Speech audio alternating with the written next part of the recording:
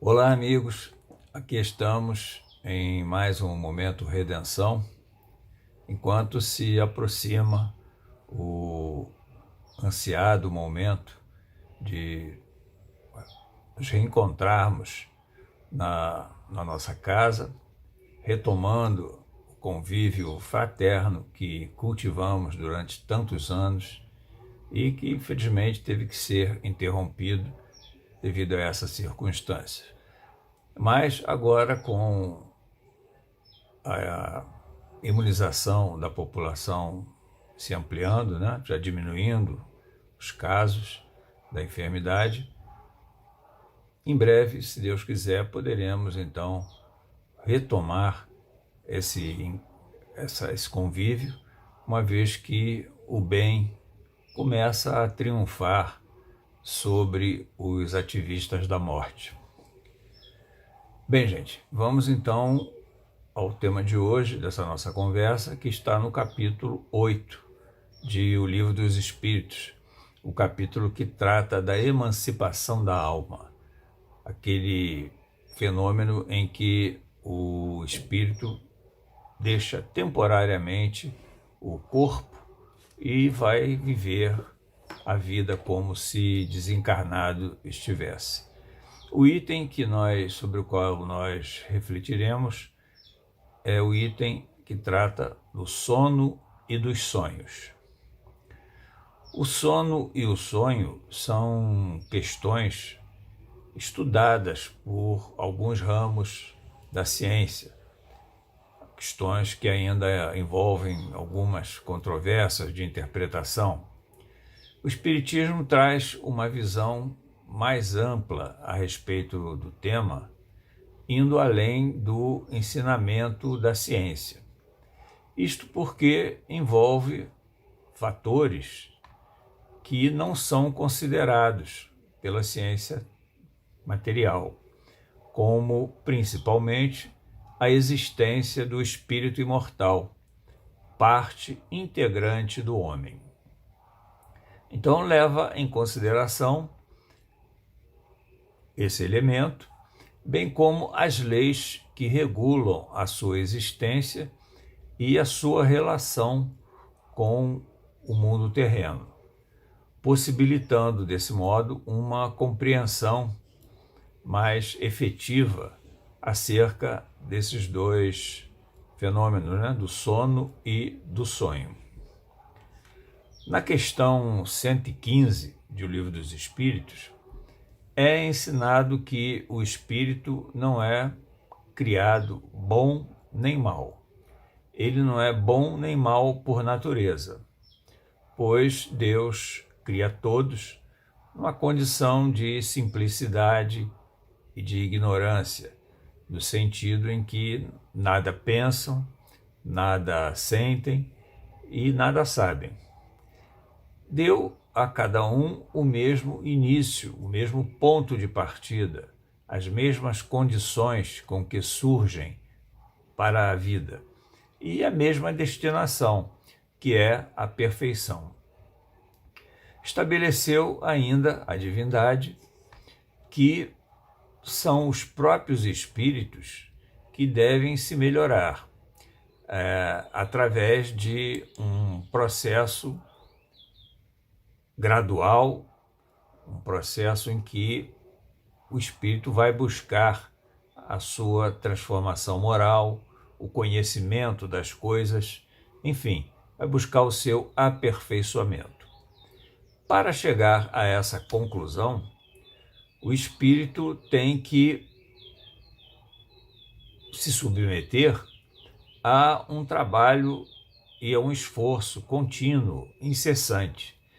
Tem que passar por experiências de diversas naturezas, ora na vida corporal, ora no mundo extrafísico. Para passar pelas experiências necessárias que são vividas no mundo corporal, o espírito precisa se revestir de um corpo material, ou seja, ele precisa encarnar, precisa entrar num corpo de carne, corpo que vai lhe servir de instrumento para que possa vivenciar essas experiências ainda tão necessárias. Mas, apesar de ser necessária a encarnação, ela não agrada ao espírito. É o que eles explicam na resposta à primeira das questões desse item, a questão 400. Quando Kardec pergunta: o espírito encarnado permanece de bom grado no seu envoltório corporal? Eles respondem: é como se perguntasse ao encarcerado se lhe agrada o cárcere. Ou seja, os espíritos então explicam que a encarnação, embora necessária, repetimos, é como uma prisão. E que o espírito, enquanto perdura essa prisão, ele se sente um encarcerado. No espaço, sem estar preso a um corpo, o espírito está livre. Ele se desloca com facilidade pela simples ação do pensamento.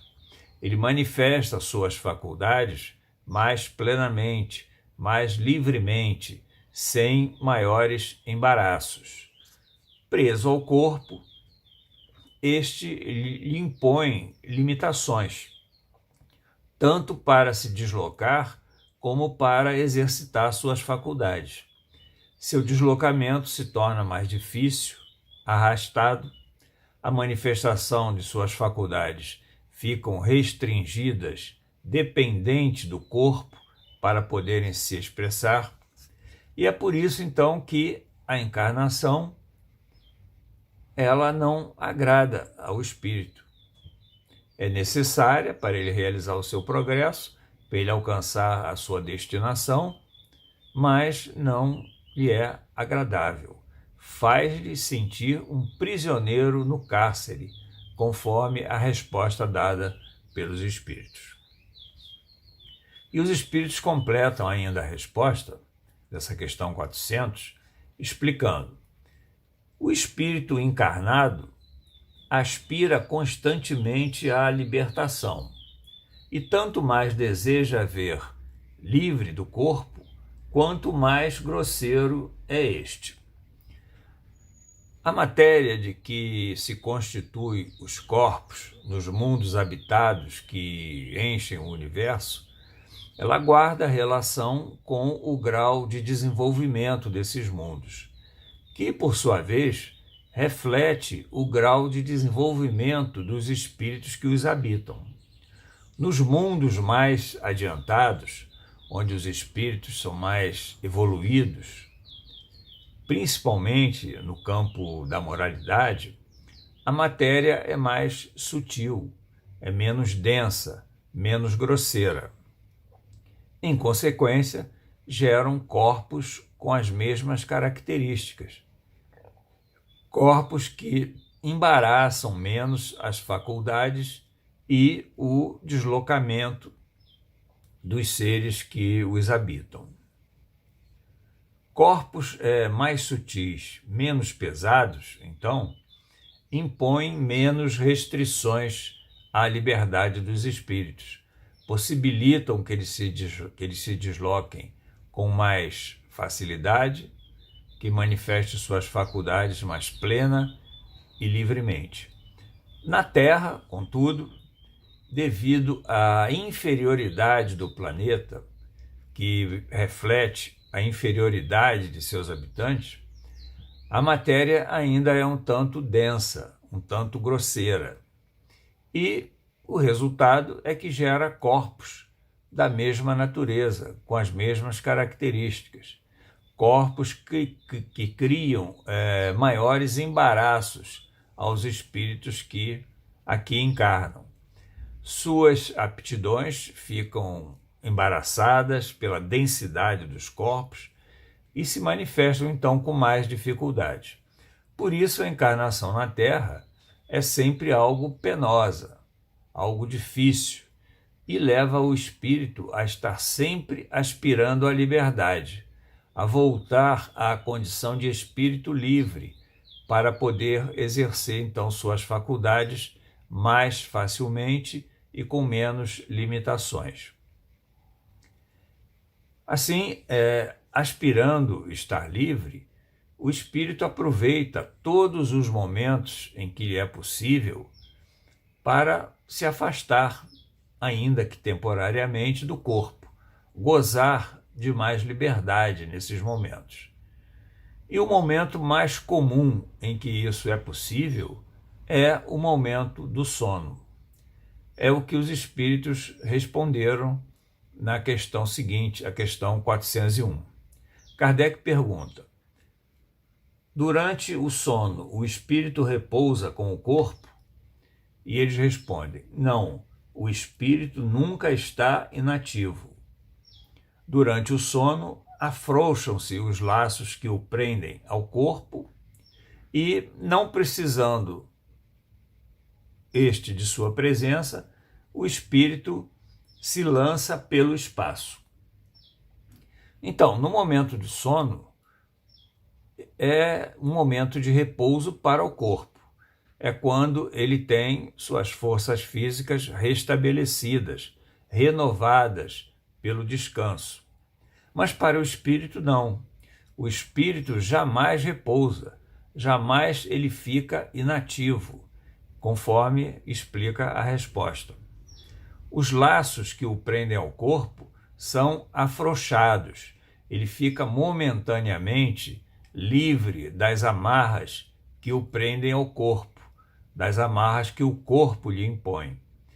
E não precisando estar junto ao corpo, pois este se encontra inativo, o espírito pode se lançar ao espaço, como se desencarnado estivesse. Se desloca com seu veículo extrafísico, que é o perispírito, um elemento intermediário entre ele e o corpo físico.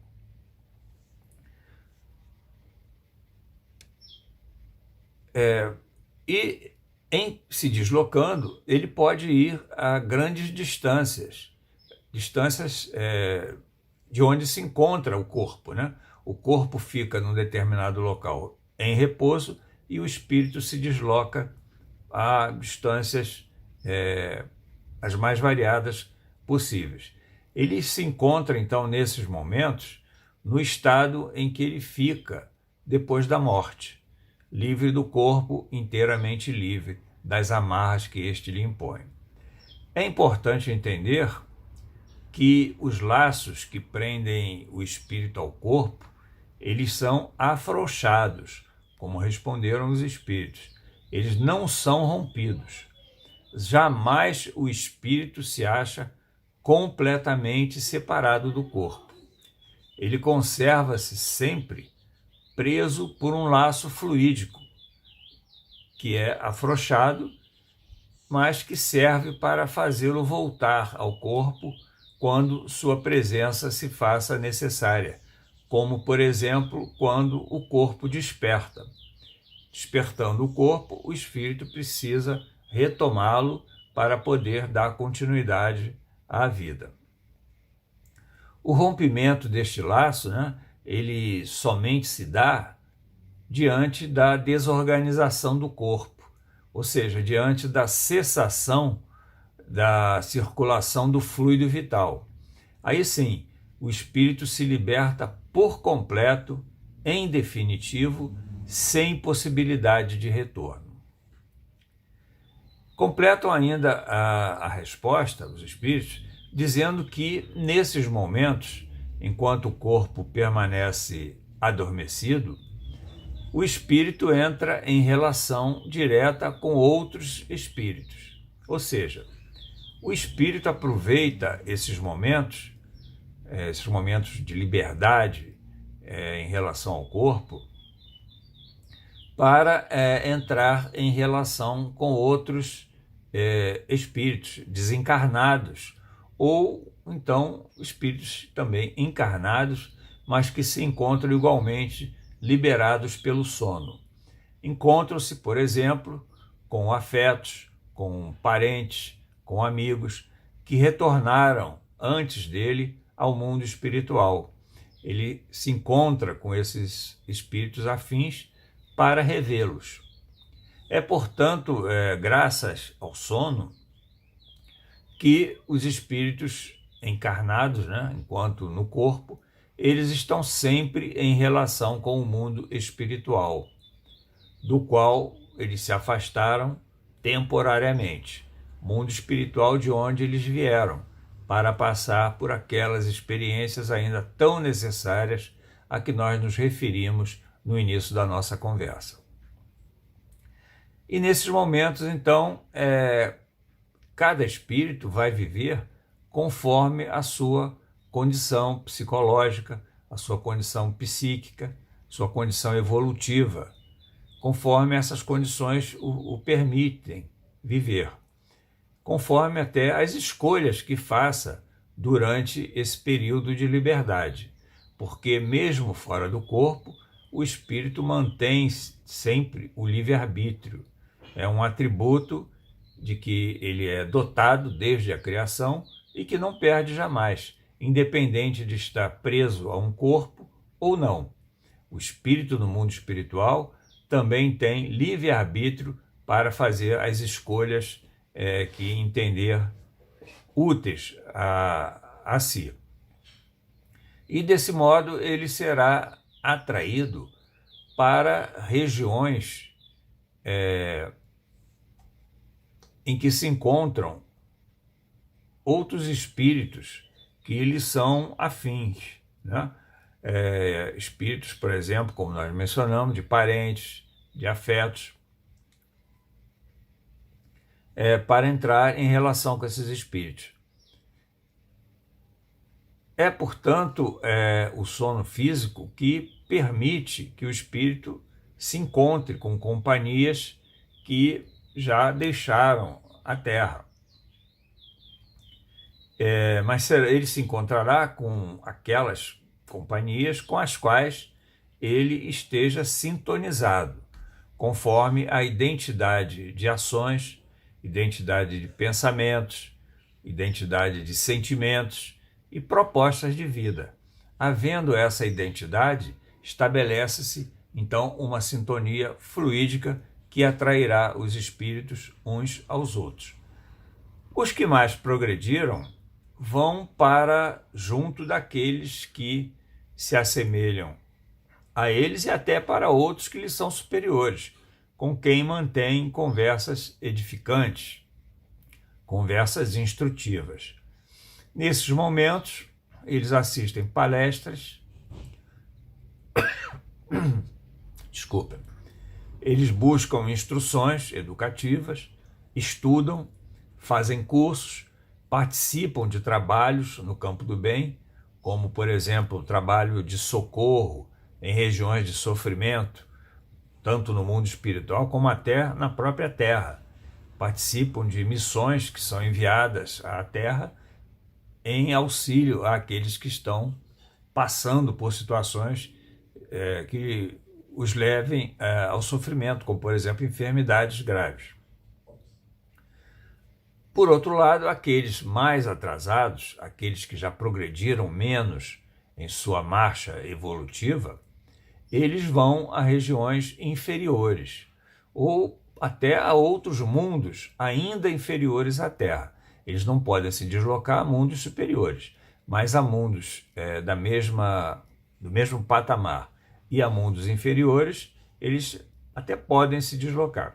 E encontram-se, então, nesses momentos, com espíritos da mesma categoria, espíritos com os quais se sintonizam com a mesma proposta de vida, os mesmos sentimentos, os mesmos pensamentos.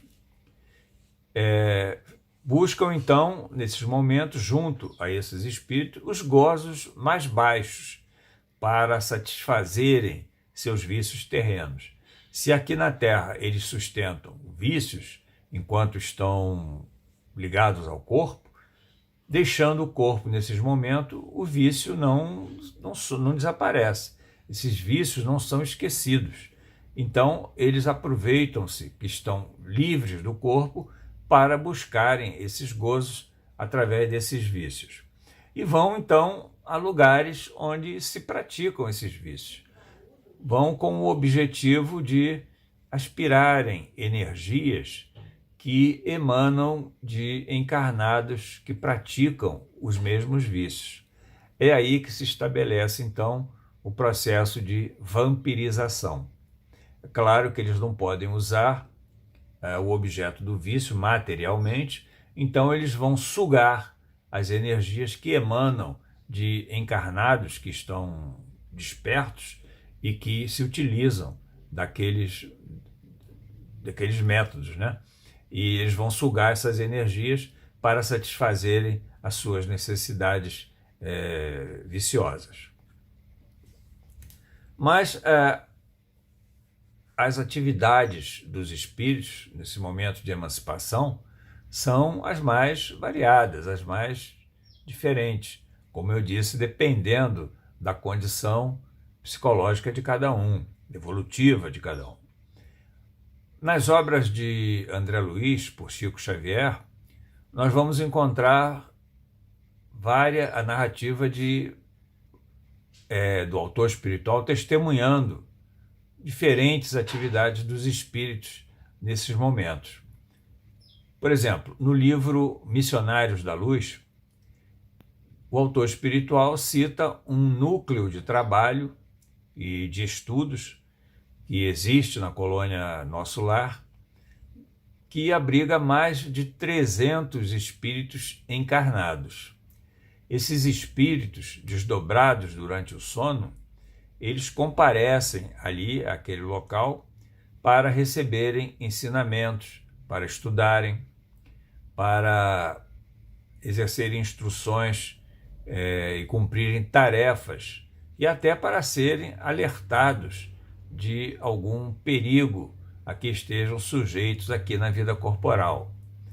No livro Entre a Terra e o Céu, ele conta que compareceu com o seu instrutor, na ocasião, Clarencio, a uma instituição de amparo a espíritos que desencarnaram ainda no período da infância. Acompanhavam André Luiz e Clarencio, duas mulheres encarnadas, também afastadas pelo sono, e que são levadas àquela instituição para visitarem seus filhos, que lá se encontravam vivendo e que também deixaram a vida física prematuramente.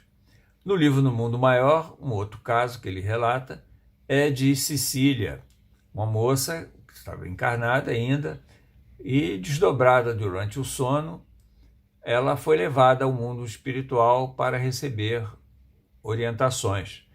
Ela teve uma gravidez indesejada e pretendia praticar o aborto. Então, ela foi levada para encontrar sua mãe, que já se encontrava desencarnada há algum tempo, que era um espírito mais adiantado, que tentou, em vão, demovê-la daquele intento, porque sabia que lhe seria, ao final, muito prejudicial, que ela estaria cometendo um grave crime contra as leis naturais. Então, a sua mãe o orientou, pediu para que ela não cometesse aquele ato, mas foi em vão, o ato acabou se consumando. Na questão seguinte, a 402, Kardec pergunta se é possível avaliar a liberdade do que o espírito fez ou do que aconteceu ao espírito durante o sono, ou seja, se é possível conhecer o que se passou nesses momentos. Os espíritos explicam que, sim, o espírito pode se recordar de suas atividades nesse momento, através do sonho.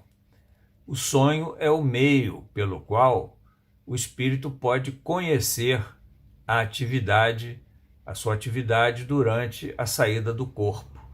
Ele é uma lembrança do que fez, dos encontros que teve, das conversas das quais participou, dos conselhos que recebeu, das tarefas que cumpriu. Um exemplo de conselho recebido e recordado através do sonho, é o caso conhecido, narrado no Evangelho, que conta que José foi aconselhado por um anjo que lhe apareceu em sonho e orientado a fugir para o Egito com o menino que recém-nascera. Disse-lhe o anjo para José tomar o menino, sua mãe, fugir para o Egito e ficar lá até que ele o orientasse de modo diferente. Porque Herodes haveria de procurar o menino, né, no caso Jesus, evidente, para o matar. Herodes era o governante de então daquela região e ele soubera da notícia que corria de que nascera o esperado Messias. Tão receoso de ter o seu poder ameaçado por esse Messias, ele determinou que se matassem todos os recém-nascidos, para que não tivesse o risco desse Messias assumir o controle da região e ele perder o seu poder. Diante do sonho, José então se levantou imediatamente, tomou o menino e a sua mãe e partiu para o Egito. E lá ficou até a morte de Herodes, salvando assim a vida de Jesus. Foi então num momento de liberdade pelo sono que José pôde se encontrar com um espírito que ele interpretou como um anjo, que lhe deu o conselho salvador. E ele se recordou desse encontro, então, através do sonho, conforme a explicação que os espíritos deram a essa questão. Então, a resposta continua ainda explicando que, através do sonho, o espírito pode também ter lembranças do passado e, às vezes, até previsão do futuro, de algo que virá ainda a acontecer. É quase sempre uma lembrança de lugares ou de coisas que o espírito viu numa existência pretérita, quando se trata de uma lembrança do passado, ou que verá numa existência futura, quando se trata de uma lembrança de uma vida próxima. Livre da matéria, quando estão quebrados os obstáculos que o corpo impõe ao espírito, como nós já nos referimos, ele tem um relativo acesso ao passado e ao futuro. Ele, então, pode ver descortinado diante de si o seu passado e aquilo que poderá lhe acontecer no futuro. E pode se recordar disso que viu através de um sonho. Muitas das vezes também o sonho é um sonho estranho, né? Incompreensível, um sonho que é distante da realidade atual que nós estamos vivenciando. Podem ser também lembranças de existências anteriores ou visões de uma futura existência, que se misturam com as coisas do mundo atual, da existência presente, e formam, então, um conjunto de assistências, melhor dizendo, de acontecimentos estranhos, confusos, que nenhum sentido parece ter. Bem, então, na questão seguinte, a pergunta é com relação à circunstância de que muitas das vezes nós não nos recordamos do sonho. Nós acordamos com uma vaga sensação, intuição de que tivemos um sonho, mas não nos recordamos. Ou até, muitas das vezes, nem sequer sonhamos. Os espíritos explicam que isso pode acontecer porque ainda nós não temos plenamente desenvolvidas as nossas faculdades espirituais. Muitas vezes, apenas fica uma lembrança da perturbação que experimentamos ao deixar o corpo, e quando a ele recordamos, essa lembrança é, como eu disse, confusa, é estranha, ou nós sequer a recordamos. Então nós temos a sensação de que aquele dia nós não sonhamos, naquela noite nós não tivemos sonho nenhum. Isso porque a matéria do nosso corpo ainda é um tanto grosseira, como nós já vimos, e nem sempre permite que o cérebro processe de modo correto o que o espírito viu durante o sono, nem que conserve as impressões que recebeu nesses momentos. Além disso, pode acontecer também que fatos e preocupações da vida atual se misturem com o que o espírito viu, dificultando então uma recordação fiel do que aconteceu. Quando nós temos uma preocupação ou temos um desejo forte de que algo aconteça, a nossa tendência é sonhar com aquilo, né? É ver em sonho a realização daquilo que nós desejamos ou tememos. E quanto à significação dos sonhos, algo também sempre muito falado, né? Que muitos acreditam nessa circunstância. Com relação à significação dos sonhos, é preciso muita cautela. Nem sempre o significado dos sonhos podem ser percebidos com fidelidade, né? Sempre houve quem acreditasse, por exemplo, que sonhar com uma determinada coisa anuncia que outra coisa vai acontecer. Nesse caso aí específico, os espíritos explicam que se trata apenas de uma crença, de uma superstição, que não tem nenhuma conexão com a realidade. Você sonhar com isso significa que vai acontecer aquilo. Os sonhos são sempre verdadeiros no sentido de que representam o que o espírito viu. Mas acontece que nem sempre o que o espírito viu tem relação com a realidade, com a vida atual, não podendo então prenunciar um acontecimento futuro. Como nós vimos, muitas das vezes são circunstâncias, são fatos que se misturam e geram um sonho incompreensível, um sonho estranho que não pode prenunciar qualquer outra coisa.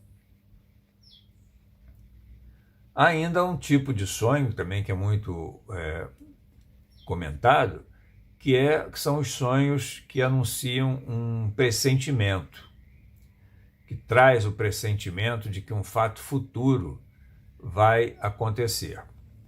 Durante o sono, o espírito continua mais ou menos sob a influência da matéria. Nós já dissemos que a sua emancipação em relação ao corpo não é completa, não é absoluta, ela é sempre relativa. E por isso ele nunca se liberta completamente das ideias terrenas. E isso pode levar a sonhar, né, ter um sonho que reflita as preocupações que ele tem em relação à vida terrena. Então, isso pode gerar um efeito, né, de que certas pessoas acreditam de que aquilo que o espírito sonhou é um pressentimento do que realmente vai acontecer. O pressentimento existe, é algo, inclusive, que o Livro dos Espíritos estuda detalhadamente. Mas não significa que seja sempre um pressentimento aquilo que o espírito viu durante o sono. Por fim, Kardec aborda algumas circunstâncias, como, por exemplo, o quanto é necessário o aprofundamento do sono para que o espírito possa se desligar do corpo. Eles explicam que basta um simples cochilo até, né? Um sono leve, para que o espírito já comece a se emancipar em relação ao corpo. Outra questão também é com relação a pressentimento da morte, né? pessoas que acreditam que o sonho, através de um sonho, elas podem tomar conhecimento do momento em que vão, ou pelo menos da época, né, em que elas irão desencarnar. Isso também é possível, mas nem sempre isso corresponde, esse sonho corresponde ao que de fato acontecerá. Isto porque nós temos livre-arbítrio, né?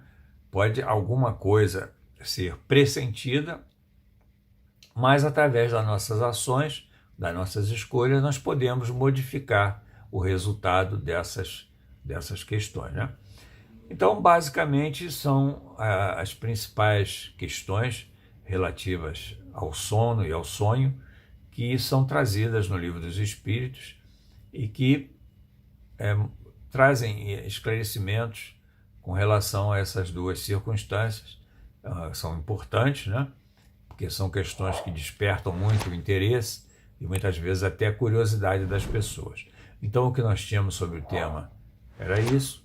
Agradecemos a companhia de todos durante esse estudo e esperamos retornar brevemente. Muito obrigado e um beijo no coração de todos.